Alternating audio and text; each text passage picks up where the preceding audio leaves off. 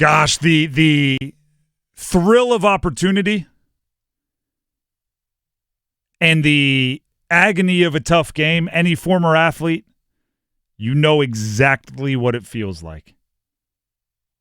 Scott Morrow, rookie, draws into his first NHL playoff game. Unexpectedly, right? It's Jalen Chatfield's spot in the lineup on Game 5 of the previous series. Chatfield isn't available. Alexander Nikishin plays. Nothing dramatically changes. Jalen Chatfield doesn't draw in for Game 1, still out with the injury. Instead of going Nikishin, they go to Scott Morrow, which is not only his first playoff game, it's his 17th NHL game. No, he hasn't played in the NFL yet, but neither has Nikishin. Nikishin has similar levels of experience in the NHL and the NFL. Meanwhile, Morrow has about a full NFL season of games. He had 16 regular season games, 2 last year, 14 this year, and he gets the call, and he goes into the lineup. And when I tell you the excitement, the opportunity, the family getting together to watch, his high school teammates, his college teammates, everybody's excited. It was a rough one for him. Did not have a great game, and the peak to the valley that is tough from a human standpoint, right? You know he's crushed. You know he wanted to do better. You know he worked as hard as he possibly could to do better. Didn't have a great game. I was actually trying to think the last time he actually played in a game. Was it the end of the regular season, that final game against the Ottawa Senators? I think that was the last time he actually played a game, which was obviously didn't play in the postseason, so yeah. Yeah, so it was about a month ago since he actually played a game. Yes. And I mean, as much as you want to stay in the moment, and he seemed like he was after morning skate talking to the media, your mind dances to, like, what if I score a goal? Your mind dances to, like, what if I'm +3 on the ice tonight and I never give back my spot in the lineup? Like, it's impossible not to. Didn't happen. And you know what? It's not just on Scott Morrow. Rod Brind'Amour is going to have to wear that one, right? That was a decision that went against the grain, wasn't what many assumed was going to happen, and it didn't work out. Rod's going to have to wear that one. But I said it yesterday before the game. I'm going to say it again right now. Rod doesn't make decisions because they are popular, and I like that about him. If Nikishin plays and has the exact same game Scott Morrow does, right? The same delay of game penalty, the same shaky decision-making, the same inability to clear the puck. If Nikishin plays and does the exact same thing, we're much more accepting of it because that's what you were supposed to do. That was the one that made sense. That's what we all would have done. Every fan that's saying, if Jalen Chatfield can't go, I'm kind of excited to see Nikishin. Then if Nikishin played the exact same game, you'd have to be like, well, I did tell him to play Nikishin, so not going to be super critical. Instead, he plays Morrow. It doesn't go well. Rod didn't hide behind that. He didn't.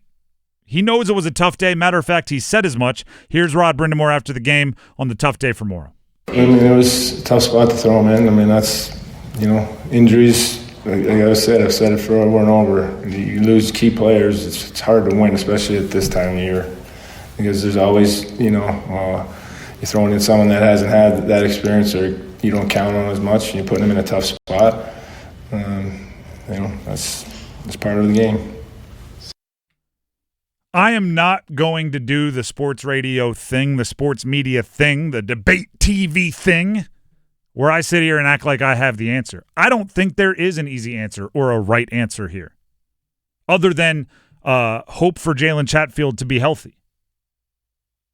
Experience and the level of play that Jalen Chatfield has made his standard, it can't be manufactured. In Game 5, Jalen Chatfield was out and he was missed. Game 5 of the Cap series. Chatfield was out and he was missed, even though Nikishin played in his place.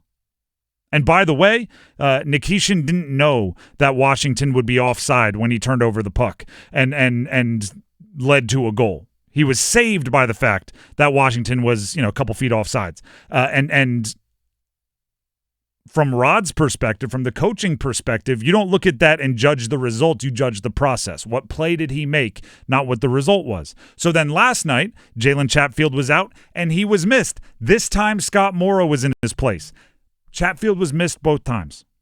I assume they'll try something slightly different in game 2. If Chatfield can't go, wouldn't be surprised if it's Nikishin. Also, wouldn't be surprised if it's Nikishin and they depend on him even less. They work the rotation. They double shift other guys. They really try to depend on that sixth defenseman spot even less because the two guys that have gotten their shot have been up and down at best.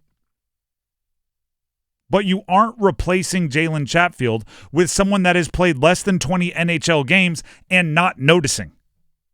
And that goes for both of them. That's not any it's just not happening. And it would be disrespectful to Chatfield to think that was possible. Right? So the common refrain for Rod Brind'Amour after both Nikishin and Scott Morrow's playoff debuts, and for Nikishin it was his NHL debut, was, that's a tough spot. Right? That's a bad spot to put him in. That's about as tough a spot as you could put someone in for their debut. It's true. And you know who else? It would be tough for like an established veteran that's played all season. It's a tough spot to go try to stop those Florida Panthers. It is. It's a tough spot to be on that island and have to play well. It'd be tough for Chatfield. And I'm as big a Chatfield fan as I know. We saw mistakes from veterans yesterday. That second goal was purely Jordan Staal just coughing up the puck. Exactly. So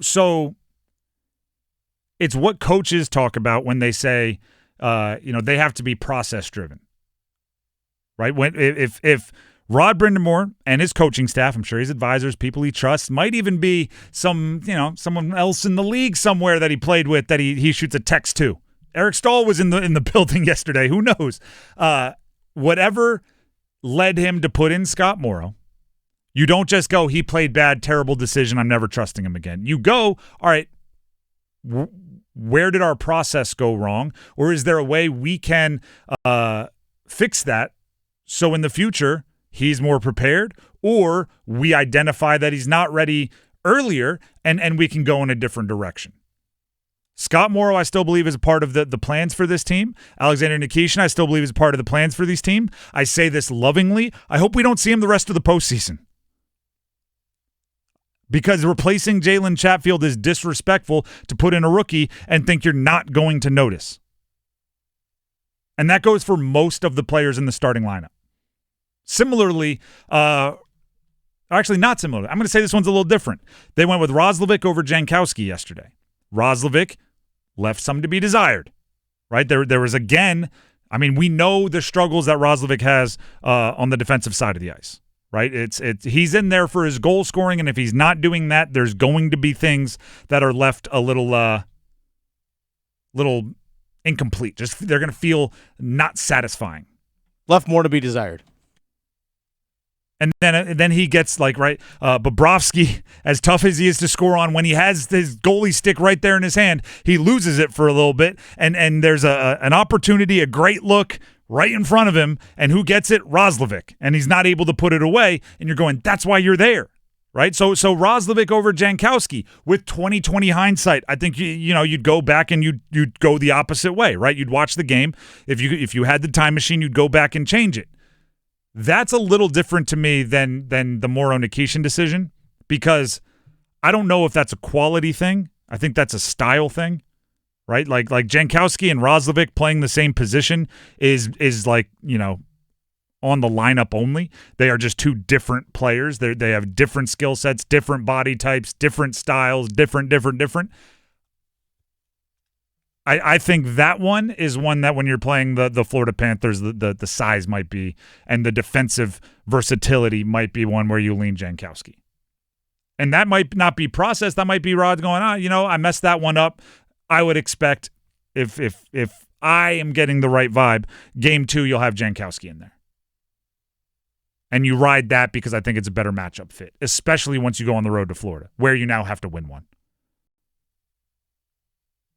I assume they will try different things. That does not make me lose confidence in the people making decisions.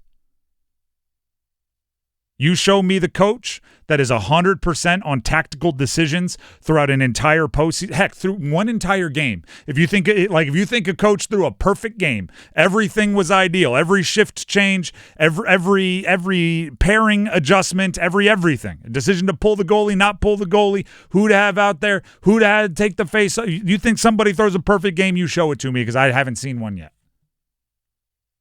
If you trust their process and you trust that they're making the decisions for the right reasons, you roll with it. The fact that Rod Brind'Amour put Morrow in there tells me he's making decisions for the right reason, because that's not the popular decision. The only reason you would make that decision is if you think it's what's best for the team, because you know if it doesn't go well, you're going to have to wear that one, and that's what's going on right now. And I said all of that before yesterday's game, so this is not 2020 hindsight. We have the receipts. You can go listen to them on the pod.